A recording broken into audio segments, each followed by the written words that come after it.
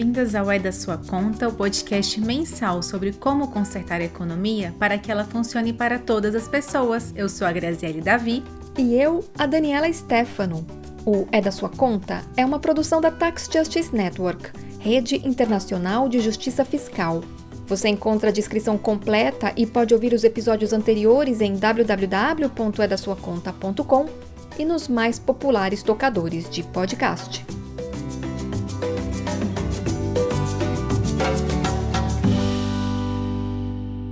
Um dos princípios da política fiscal é a neutralidade.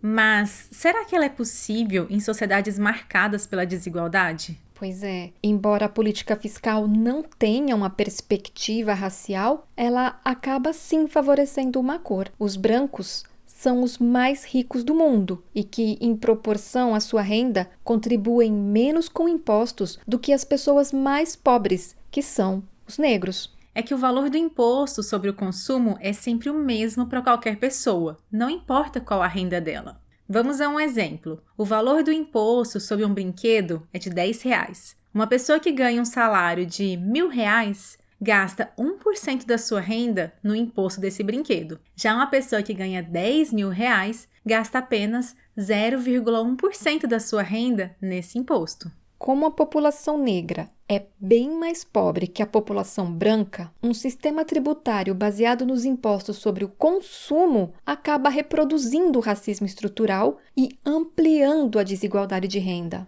A relação entre política fiscal, racismo e os privilégios dos brancos é o tema da edição 28 do É da Sua Conta.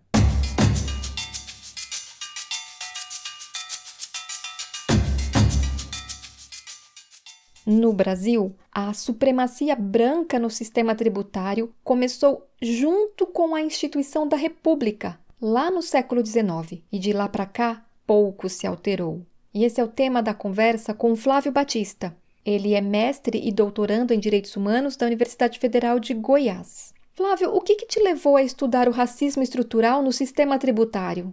O que me levou a estudar o racismo estrutural presente no sistema tributário foi muito mais uma pergunta. Quais são os mecanismos, na verdade, que produzem o racismo, né? Como é que a própria produção da riqueza, como é que a própria distribuição dos gastos, né, do Estado também operaram no sentido de criar desigualdades, tanto desigualdades sociais quanto desigualdades raciais. Então, eu comecei a me perguntar se a própria produção da riqueza e o próprio funcionamento das finanças públicas, se elas tiveram algum papel no sentido de consolidar ou construir ou aprofundar desigualdades sociais e raciais. Então, acho que nesse sentido o trabalho da Tax Justice ajudou bastante. Acabou que eu estava inspirado pelos estudos de sociologia fiscal e quando eu descobri a Tax Justice, eu entendi que havia um grupo que se preocupava com esses dilemas do sistema tributário que não são assim tão visíveis, mas que é preciso e necessário discutir o papel do sistema tributário relacionado com as desigualdades. Você traz aí um levantamento histórico da relação entre o racismo estrutural e o sistema tributário brasileiro.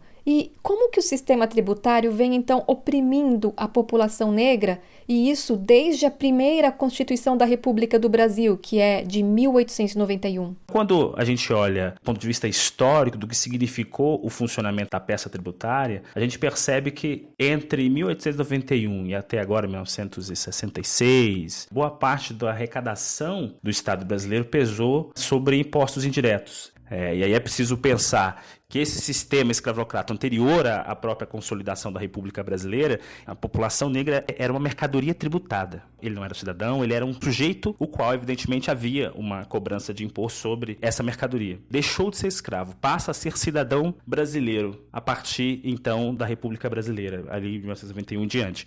Só que esse sistema tributário é montado de maneira que boa parte da sua arrecadação advém dos impostos indiretos. E esse recai sobre a maioria da população. E essa maioria da população é mestiça, é negra. Veja, há um problema aí muito grave. Significa que antes o sujeito era matéria tributária, agora ele passa a ser cidadão, mas ele não vota, né, no início da República Brasileira, ele não consegue adquirir propriedade, ele não consegue se inserir nessa sociedade, no sentido de adquirir propriedade, adquirir uma renda melhor, mas ele paga mais imposto proporcionalmente do que os mais poderosos. Então esse é um problema muito grave. Isso significa que ao longo da história brasileira o sistema tributário não foi consolidado para garantir justiça tributária, para garantir com que essa população que ora antes era escrava, estava e que agora está nas condições mais paupérrimas pudessem ascender socialmente. Então, se essa peça não foi montada para acabar com essa desigualdade, com este problema, ele aprofundou. O Flávio falou aí dos impostos indiretos, que são aqueles sobre os produtos ou os serviços que consumimos, e eles afetam mais a população mais pobre,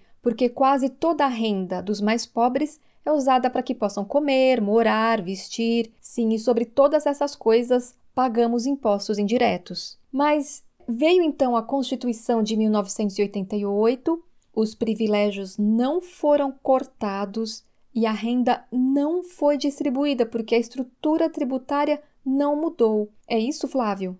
Não ficou muito evidente quais eram as prioridades a respeito da construção desse estado de bem-estar social. Esse é um problema político, porque o sistema tributário ele não só acomoda as forças políticas diferentes, né? Mas ele define ali que tipo de sociedade a gente quer. E de lá para cá, ficou simplesmente uma visão não a respeito do que significa um sistema tributário relacionado à necessidade de desenvolvimento, relacionado aos problemas sociais, mas ficou muito mais a respeito dos curtos prazismos, né? Então o resultado foi só adotar medida fiscal, limitada a dimensão arrecadatória, é isso, né? Esse foi o olhar sobre a reforma tributária que tem dominado a gente desde 1980, né? Mas a questão é pensar um desenho no qual não só a justiça tributária seja feita, mas a gente consiga acabar com desigualdades e disparidades históricas. E por falar em desigualdades e disparidades históricas, nós ainda temos então de um lado os mais ricos, que em sua maioria são homens brancos e que seguem concentrando riquezas e contribuindo praticamente com nada de impostos.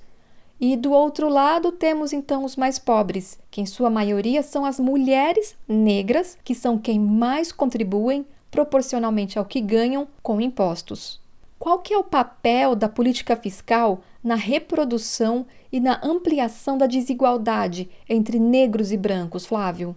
Se nós levarmos em consideração, então, o que significou a construção, por exemplo, da carga tributária brasileira, se a gente pegar 2 períodos entre 1891 e 1964, a maior incidência estava sobre imposto indireto e sobre exportação do comércio exterior. Então, perceba, os 2 elementos que mantinham o Estado, né, está muito mais ligado à consolidação de uma casta de privilegiados que, consequentemente, acabam utilizando a peça orçamentária, a consolidação de uma política fiscal que pese mais sobre os trabalhadores. Se antes do sistema tributário ser desenvolvido, da própria consolidação do regime escravocrata, naquele período, havia uma opressão mais direta, havia uma relação mais violenta, direta entre negros e brancos, na República Brasileira, a partir então do final desse regime escravocrata, o funcionamento das clivagens em relação a negros e brancos já não funciona mais com elementos de violência direta. Isso resulta muito mais numa relação em que os impostos consolidados pelo desenho do sistema tributário funcionou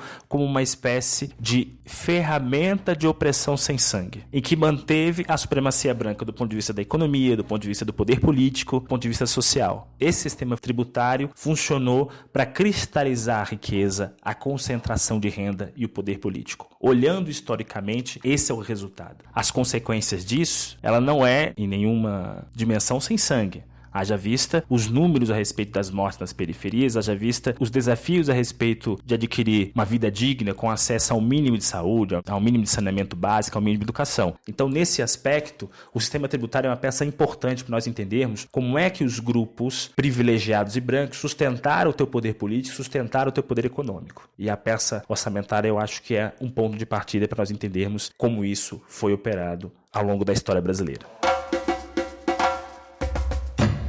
E se entender a peça orçamentária é o ponto de partida para compreender como os grupos privilegiados e brancos sustentam o poder, Roseli Faria e Clara Marinho podem nos guiar por esse tema. A Roseli é economista e vice-presidenta da Associação Nacional dos Servidores de Carreira de Planejamento e Orçamento, a ASECOR. Minha impressão, é que o maior problema quando você fala de política fiscal, racismo e desigualdade racial é justamente a ausência do debate. Então a gente acaba importando padrões, metodologias, teorias, como se essa questão racial não existisse no país. E ao fazer isso, eu acho que o problema já começa por aí, porque você não reflete a respeito e tendo em vista o grau de vulnerabilidade que a população negra tem, também por causa do racismo, você acaba tendo um impacto diferente nessa população e não acompanha, né? E não reflete a respeito, não considera isso na sua política.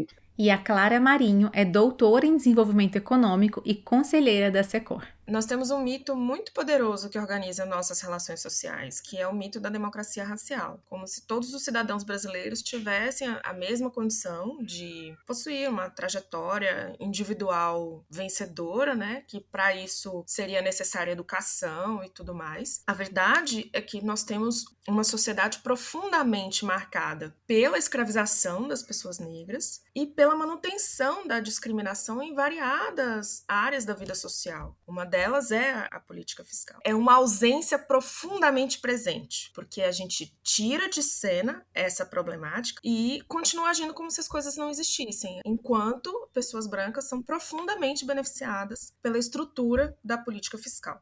A política fiscal tem dois lados, o das receitas tributárias e o dos gastos públicos. Comecemos com o primeiro lado, Clara. De que forma a tributação pode ser racista? A despeito de nós termos 60% da população hoje em situação de insegurança alimentar, de nós vermos na imprensa que as pessoas estão atrás de osso para se alimentarem, a reforma que está se desenhando é uma reforma de ampla desoneração da classe média, combinada com uma ampla desoneração das empresas, né? Então, o espaço fiscal que a gente está criando com a reforma tributária não beneficia pessoas negras. Nós estamos fazendo uma reforma tributária que não é neutra do ponto de vista dos impactos que ela terá sobre a população negra. Ao invés de beneficiar a maior parte da população vulnerável, a gente está beneficiando outros segmentos sociais que já são privilegiados pela estrutura da política fiscal. E o lado dos gastos públicos. Como acabar com o racismo no orçamento público, Roseli? Nós vemos o orçamento público como o principal instrumento de promoção de equidade e garantia de direito. Tirando toda a parafernália técnica, né, nós temos ali uma escolha de quem paga e quem recebe, como paga e como recebe.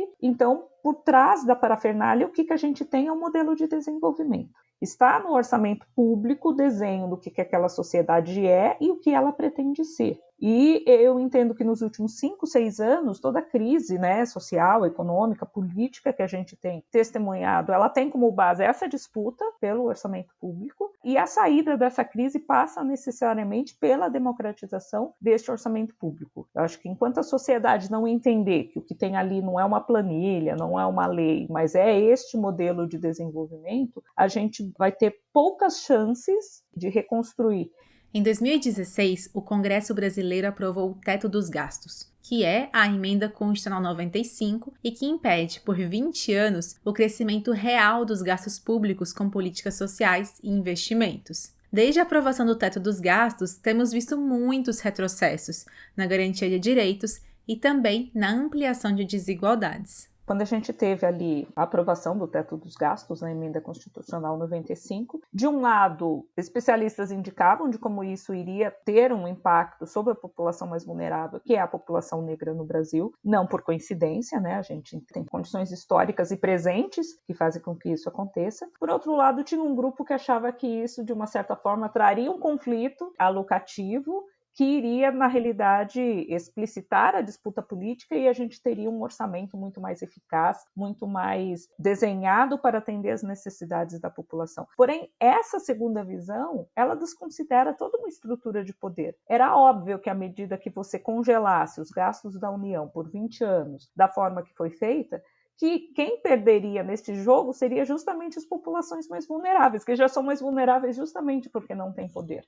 O teto de gastos, ele sobrecarrega as mulheres na medida em que retira o Estado do papel de provedor, né? Ocorre que esse tipo de medida não rebate da mesma forma nos grupos sociais. Mulheres com maiores rendimentos têm capacidade de empregar, normalmente, mulheres negras que organizam sua vida doméstica, cuidam dos seus filhos e tudo mais. E essa mulher negra que precisa de outras coisas, como é que ela se vira? Esse é um ponto, né? Infelizmente, variadas decisões de política econômica ignoram como a população negra resolve as suas necessidades. Então, menos orçamento para a saúde adequado às transformações demográficas e às transformações de caráter epidemiológico e sanitário significam que menos serviços estarão disponíveis para aquela mulher trabalhadora que precisa que o postinho funcione, que precisa marcar uma consulta.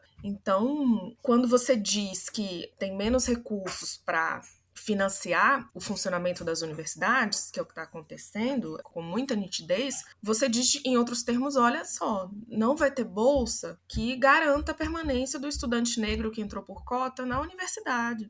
Os rebatimentos do teto de gastos e da política fiscal, eles são muito concretos na população negra. Apesar dessa necessidade de termos uma regra fiscal que tenha a capacidade de acolher as demandas da população, com destaque à população negra, quando falamos em regra fiscal, o argumento central é que ela deve promover a sustentabilidade da dívida. Isso é, não permitir que se aumente muito a dívida em relação ao PIB. Mas vale lembrar que esse indicador é bastante contestado. Existe muita dúvida se o que deve ser considerado é dívida líquida ou dívida bruta, dívida interna ou dívida externa. Além disso, o PIB altera conforme o ciclo econômico, o que interfere na análise. Também não existem estudos que afirmam qual seria um nível ótimo da dívida. Se o gasto atual ele não é eficaz no sentido de garantir igualdade de oportunidade e riqueza futura, a gente não tem uma sustentabilidade da dívida, porque o gasto atual não gera riqueza futura para rolar aquela mesma dívida. Imaginemos que o governo decida reduzir em 2% a dívida em relação ao PIB em um ano. Para isso, ele realiza austeridade fiscal, cortando gastos sociais. Acontece que cortar um gasto social significa, no fim do ano, que o PIB também vai diminuir, porque o gasto social também é um investimento. Por exemplo, a cada R$1 investido em saúde, existe um retorno de R$1,7 para o PIB. Isso também ocorre em outras moedas. Então, tentar reduzir a dívida em 2% serviu apenas para aumentar a pobreza, diminuir o acesso a um direito social, fez o PIB cair e não mudou em nada a relação dívida-PIB. Apesar disso, todas as pessoas e a economia saíram perdendo. Está na hora um pouquinho assim da gente fazer um esforço, né, tanto especialistas em finanças públicas quanto economistas, de não separar a economia e pessoas. São as pessoas que vão gerar a riqueza presente e futura, e se de uma certa forma você está adotando um modelo de desenvolvimento que no futuro não vai permitir geração de riqueza pelas pessoas, eu não vejo esse modelo de desenvolvimento como eficaz e fiscalmente sustentável. A Clara e a Roseli têm feito um importante trabalho de tornar o orçamento público um tema mais fácil de entender para as pessoas que não são da área econômica. Qual é o objetivo do trabalho de vocês? O orçamento público, ele não é neutro, ele é resultado da produção da riqueza social e ele precisa reconhecer a contribuição que homens, mulheres fazem para a construção dessa sociedade. A nossa ideia é de que as pessoas devem entender o que é o orçamento público, né? Então a linguagem não pode afastar as pessoas e as pessoas também devem participar da sua elaboração, fiscalização. O que nós temos feito é, de posse do nosso saber profissional e cientes do nosso ativismo, articular essas dimensões para consolidar projetos que sejam capazes de fazer isso, né? Tem um perfil no Instagram que é o @claramp. Lá na bio tem um link que dá saída para várias coisas que eu tenho feito individualmente e em parceria. Então, textos sobre políticas públicas antirracistas, pensando como elas podem ser. E o trabalho da Roseli tem sido muito divulgado pelas redes da Associação Nacional dos Servidores de Carreira de Planejamento e Orçamento, a ASECOR, com muito conteúdo sobre a questão racial e o teto dos gastos. O link para todas as redes sociais e projetos da Clara e da Roseli estão na descrição deste episódio do É da Sua Conta e também em www.edasuaconta.com.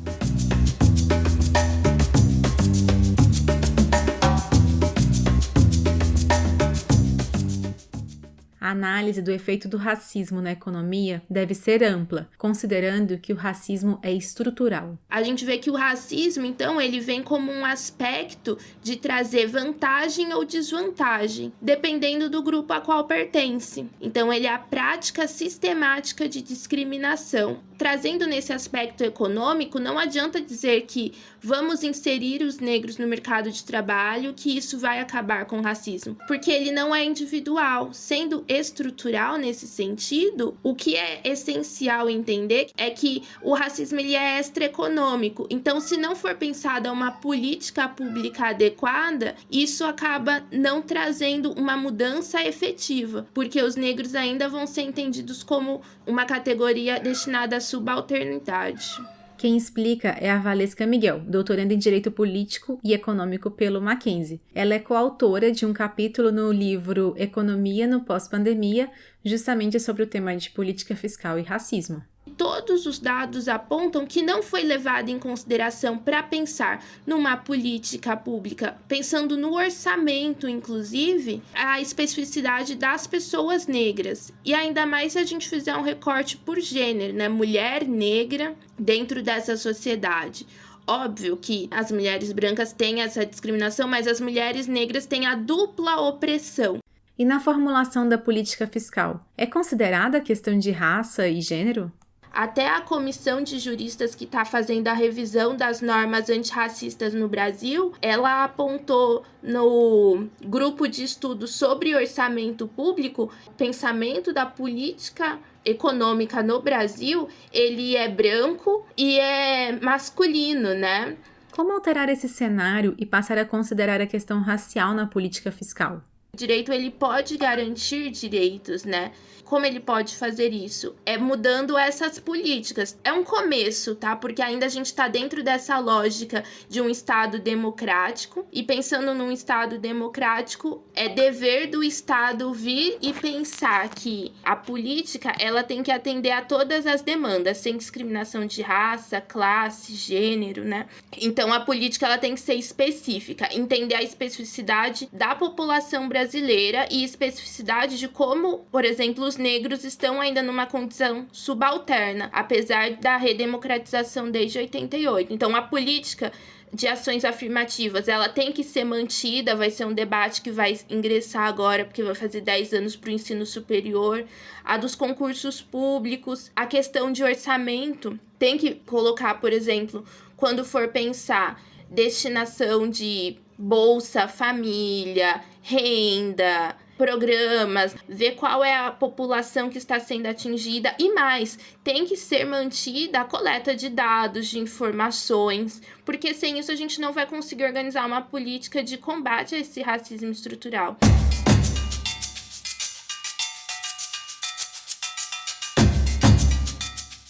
A supremacia branca e o racismo na tributação são temas que a Tax Justice Network discute e traz colaborações há algum tempo. No mês passado, julho de 2021, durante a conferência Tributação e Direitos Humanos, promovida pela Tax Justice Network, o economista Keval Baradia foi um dos conferencistas e participou do painel Justiça Fiscal e Racismo. Neste painel, Keval respondeu sobre a construção de programas tributários antirracistas. As ideias racistas eram transportadas da Europa do século XV e desenvolvidas pelos mercadores, escravizadores e colonizadores. A superioridade racial dos brancos sobre os negros foi desenvolvida inicialmente para justificar a escravidão dos africanos e, eventualmente, para justificar todas as formas como os não-brancos foram explorados pelas potências coloniais brancas durante séculos.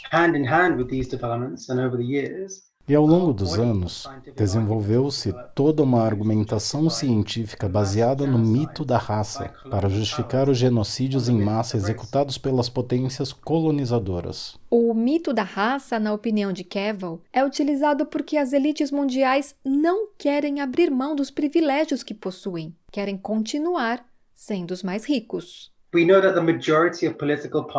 Sabemos que a maioria das doações aos partidos políticos provém do setor financeiro. E tanto eles, como os governos na Europa, nos Estados Unidos e em outros países estão investindo muito na proteção do status quo.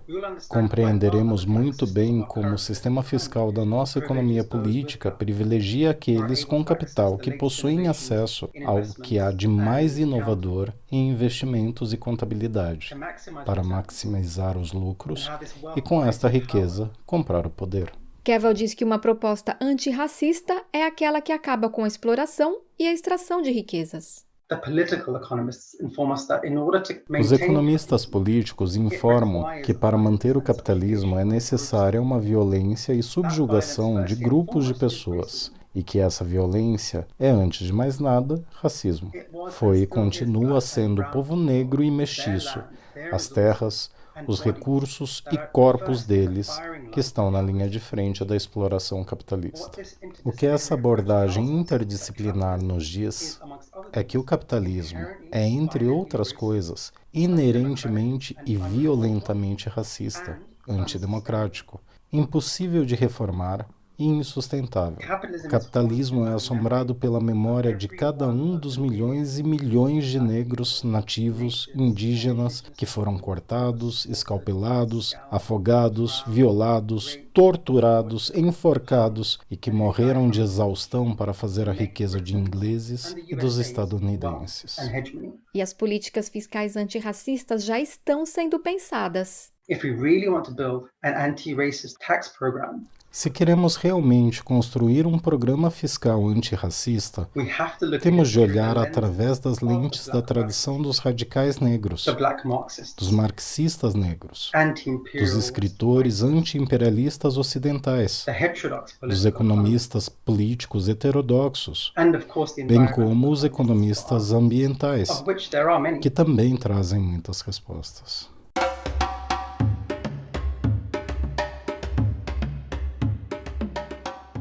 A despeito de termos um arcabouço orçamentário que, em tese, permitiria a gente planejar o futuro, a gente está passando pela maior crise social em décadas e nós não estamos pensando como vamos sair dela. As crianças passaram praticamente 1 ano e meio fora da escola. Que solução a gente vai dar para isso? Olhando para o futuro, para a superação da coronacrise e em como articular a política fiscal e a luta antirracista, a Clara Marinho questiona que o orçamento público precisa ser melhor planejado.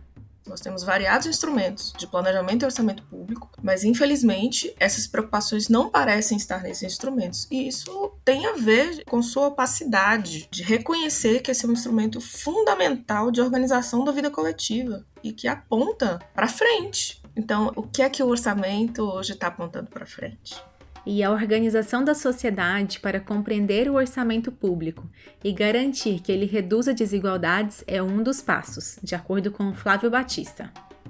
O primeiro passo é o movimento negro organizar uma pauta que tenha uma agenda fiscal. É preciso discutir o orçamento do Estado, não só o desenho dos gastos sociais, mas como é que a gente adquire recursos. Então, nesse sentido, não só é importante o movimento negro ter uma agenda de política tributária, de política fiscal, e ao mesmo tempo garantir condições para que os nossos representantes estejam no parlamento. O segundo é conseguir acessar essas instituições. E o terceiro, não menos importante, é criar uma agenda para que a gente consiga derrubar a Emenda Constitucional 95, porque o Estado brasileiro não pode ficar limitado em relação àquilo que é preciso fazer para não só consolidar um estado de bem-estar social, mas ao mesmo tempo garantir com que as desigualdades sejam minimizadas. A população negra está distante dessa discussão, até porque boa parte dessas discussões são feitas a portas fechadas, são resultado de lobbies com grupos econômicos e políticos muito poderosos. É importante que a gente consiga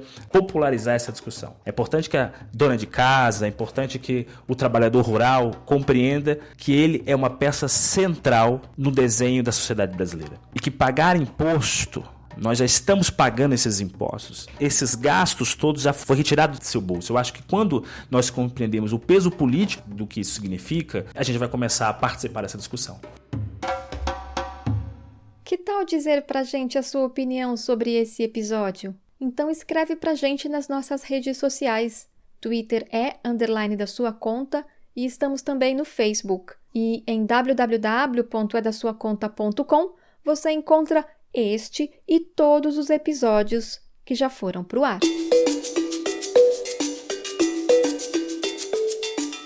O É da Sua Conta é coordenado por Naomi Fowler, o acompanhamento das redes sociais é do Luciano Máximo e a produção e apresentação são de Daniela Stefano e minha, Graziele Davi. Um abraço e até o próximo! Muita força, continua se cuidando e até setembro!